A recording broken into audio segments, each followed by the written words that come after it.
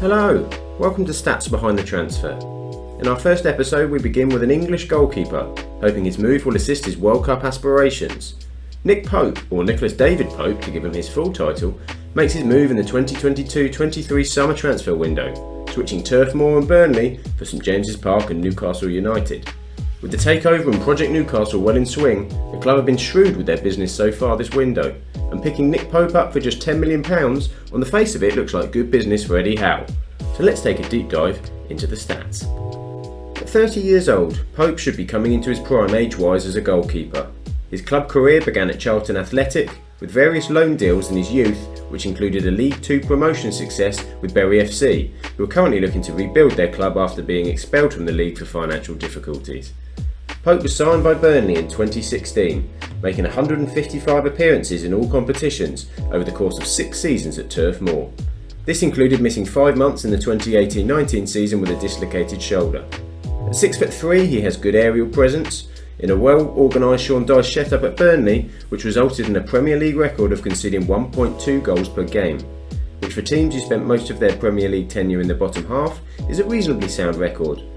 An overall Premier League saves percentage of 74.9% betters his predecessor at Burnley, Tom Heaton, who recorded 73.9% in his time at the club. This is something we'll deep dive a bit further shortly in season by season, as we will concerning his international caps and ambitions. In the 2021-2022 season just gone, of course Pope was part of a relegated Burnley team, who conceded more and struggled defensively when compared to their other seasons. In save percentage this is mirrored in Pope's save percentage decline from his strong showing in 2020-21. However, when you look at the context of the league, Pope actually placed 5th overall for save percentage of all goalkeepers who played 10 games or more in the Premier League. In fact, his 2020-21 percentage of 77% saved would have seen him beat all other Premier League goalkeepers except for Jose Sarr of Wolves, who tops this season's save percentage with 79.3. His goal conceded per 90 of 1.32 is only marginally worse than his 2019-20 campaign, when he conceded 1.31 per 90. But his save percentage was actually an increase on that season by plus 2.5% from the same number of shots faced on target. Looking at his distribution, it can be said Pope is perhaps not as strong as some of his other attributes. No goalkeeper in the Premier League attempted more long passes last season, which in the FB Ref stats that we looked at, a pass has to be over 40 yards to be considered long. This is common with Burnley's tactical approach of clearing their lines, however, and something opposition tactical setups would have been preparing for when facing Burnley. Pope sits 12th in the league for this long passing stat. Other stats worth noting is that Pope isn't the most prolific at saving penalties from the opposition, with just 2 saved out of 18 faced, with one of these missed. It calculates as an 11.8% save rate, with his last save coming against Jamie Vardy of Leicester in the 2019-20 season. Pope has since faced 6 penalties, with all 6 being scored. One stat that has also been declining has been his claiming of crosses, dropping roughly by just over 2% per year over the last 3 seasons. 2019-20 and 21-22 are the best seasons for comparison, as only 2 more crosses by the opposition were attempted last season than 2 seasons ago. Yet there is a 4.6% difference, which calculates at 17 less crosses being claimed by Pope. This of course can be down to a number of reasons: the pressure applied to the crosser, the quality of the cross, as well as how the centre-backs handle balls in the box. But Nick Pope was certainly not coming to claim, at least not successfully as he used to be. The signing of Nick Pope is expected to be a straight challenge at Newcastle with Slovakian goalkeeper Martin Dubravka. Despite a foot injury at the start of last season, Dubravka did still make more appearances than his understudy Carl Darlow. So how do they match up against each other on last season's stats? Well, Pope played in all but 2 matches for Burnley in the Premier League, and he missed those through Covid, which was still 10 more than Dubravka.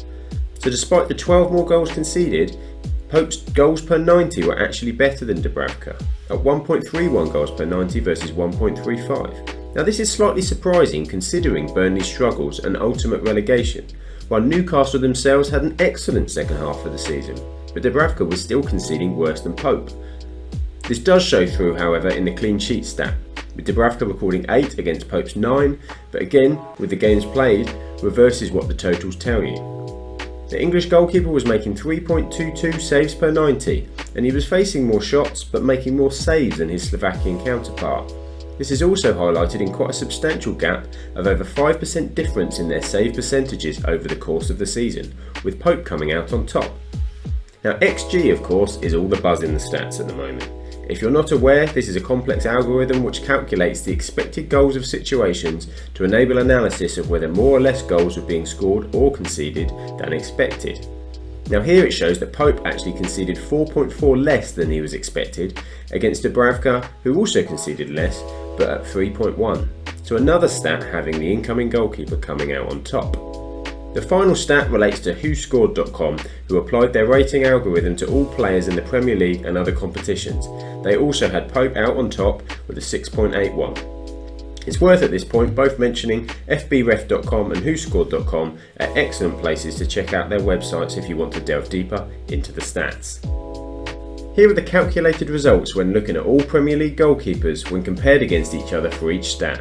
Now this only considers goalkeepers who played 10 games or more in the Premier League, which actually considers 21 goalkeepers in total. Interestingly, on Pope's side, while playing in a relegated Burnley team, he not only avoids the bottom 3 in a number of these stats, on many occasions he soars above it. When compared with the other 2 relegated teams, Watford and Norwich, they had both their goalkeepers Ben Foster and Tim Krul towards the bottom for a number of these stats, showing Pope was performing well in a poorly performing side.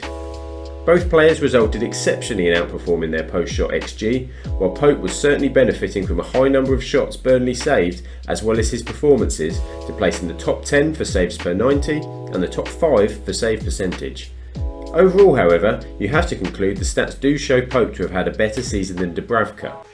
Whether that will tell in who Eddie Howe gives the number 1 jersey to in 2022-23, we'll have to see. To give further context in where Newcastle are looking to improve and rise to in the near future, I've included a comparison against 3 goalkeepers for the teams who finished directly ahead of Newcastle last season.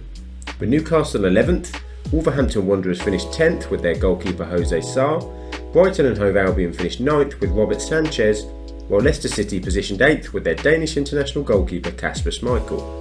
Of all the goalkeepers on this list, it has to be said Jose Sarr was the standard bearer for Wolves in the 2021-22 season. In what was his debut campaign, replacing the outgoing Rui Patricio. An extraordinary 8.2 less goals were conceded than expected by Sarr. It was also matched by a strong saves per 90 result and the highest save percentage by 5.7% above Nick Pope and 11.4% above Martin Dubravka. In most stats, Pope performs very well against Sanchez and often betters Schmeichel, as Leicester conceded a lot more goals than the Danes used to. He was also the only goalkeeper on this list to perform under his XG, but looking at seasons past, he's obviously been much more impressive for the Foxes. Overall, Pope is in good company, and both goalkeepers are certainly worthy of competing with the other keepers on this list. Now we're going to revert to a slightly different take as we consider how the Football Manager game views Pope in the recent 2022 edition. With stats totalling out of 20, Pope is rated very highly in aerial situations, with an 18 for jumping reach and a 17 for aerial reach, as well as a strong command of his area. He's also fancied strongly in one-on-ones with very good handling and reflexes. Mentally, there's some question of composure in the game, and as highlighted already in the stats, Football Manager adds further concern to distribution capability, with only rating his kicking at 8 and his passing at 10. He is an important player for Burnley in the game and is expected to be the same for Newcastle, as Pope is a difficult goalkeeper to beat. Turning to an international view, one of the key decision makers for Pope in his move, as well as still wanting to play in the Premier League, will have been England aspirations, particularly considering that the Qatar World Cup comes halfway through the 2022-23 season. With 8 caps to his name, the expectation is that England manager Gareth Southgate will select 3 goalkeepers, likely from this list of 4 to take to Qatar. Current number 1 Jordan Pickford has been a consistent first choice for Southgate during his tenure, and as long as fit will surely start the opening group game with Iran. Aaron Ramsdale broke through into the Arsenal side last season, displacing Bernd Leno and continuing to enhance his reputation, and he will be expecting also to be on the plane. Alongside Pope, there is another who has recently made a transfer move, with Dean Henderson joining Nottingham Forest on loan as they're promoted to the Premier League to enhance his chances of making the tournament. At Manchester United, he was sat behind David De Gea and has been hurt by lack of game time in recent seasons. A strong start to the campaign from Pope and cementing the number 1 shirt at Newcastle would expectedly book his World Cup slot at the same time, so all eyes will be on the start that Pope can make in his 2022-23 season with Newcastle. Thank you for watching this episode of Stats Behind the Transfer. Please drop us a like and let us know your thoughts on the transfer in the comments. Don't forget to subscribe to the channel and turn on that notification bell so as not to miss any of our upcoming content. Take care, and I hope to catch you next time.